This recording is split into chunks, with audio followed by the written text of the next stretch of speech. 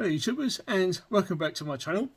In my last video you saw me and my friend Jay try out his new FTX Utah and his Warthog build they had done.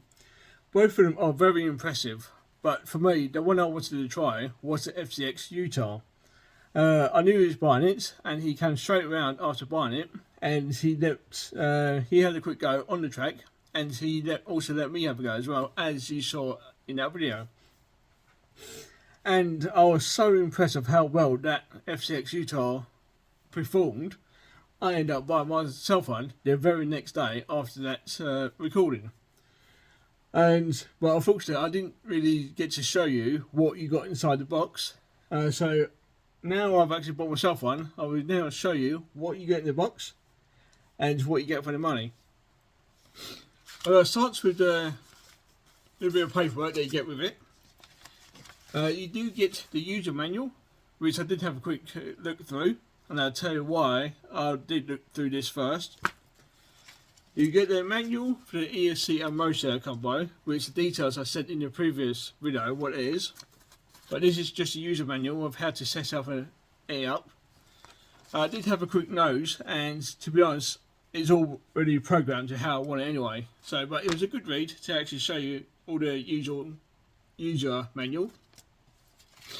And this is just a safety advisory notice about using the LiPo battery and the safety behind it.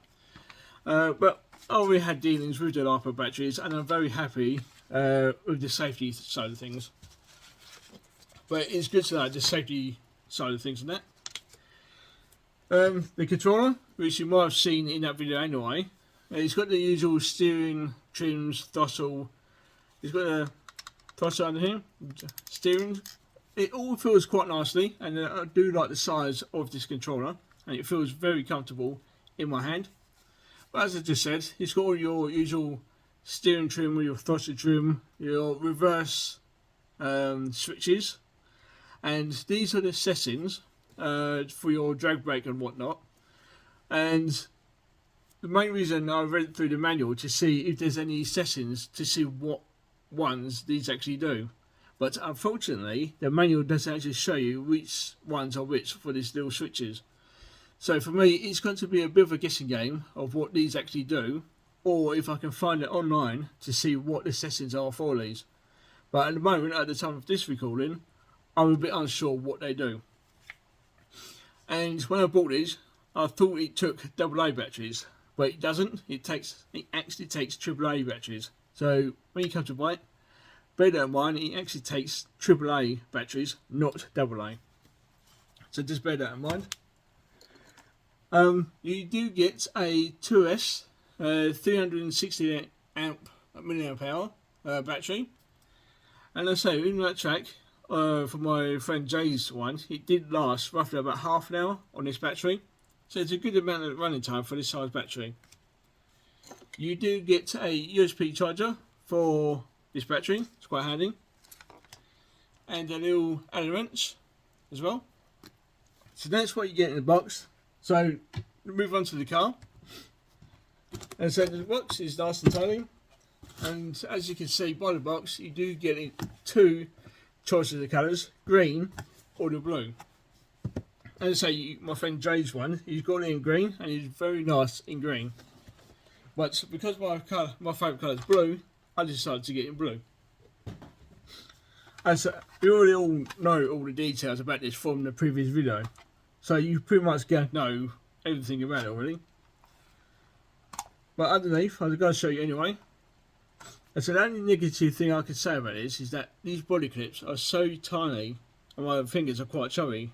But for funny hunts, I may lose a couple of these anyway, quite easily. And so I will run this standard, but I have got a set of wheels and tyres. These ones precisely, that I'm going to be running on the Utah. It's just unfortunately I kind of lost the size to get their wheel nut off. But once I find it, or find one that fits it, I'll take these off and then refit it on here. So that is that.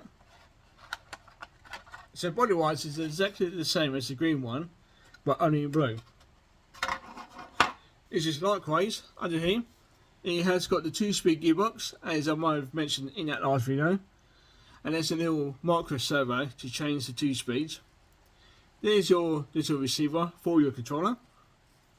The 2-speed gearbox. The little motor up here, which I can't remember what it's called now, but there it is. And the ESC sits at the back. There's the little details of the make of it. And that is an outrunner motor as well. I just remember that it's an outrunner. Why I forgot that, I don't know. And a little 1 kilogram steering servo up there. And the tyres, which I forgot to mention in that video, do feel kind of soft-ish, and the sponges within it, or the foams, feel kind of medium softness, as you can probably see. The shocks are not oil filled, which I can feel now. They're not oil filled, but I'm led to believe they can put a little bit of oil in them and it will hold. Just at the time of this recording, I haven't done that yet.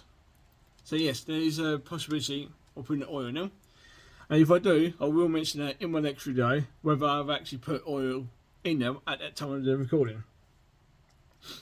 Now, other thing, which I probably forgot to mention in that video, the last one, is that it also comes with Porsche axles, which I'm actually very impressed it comes with it for the car of this size.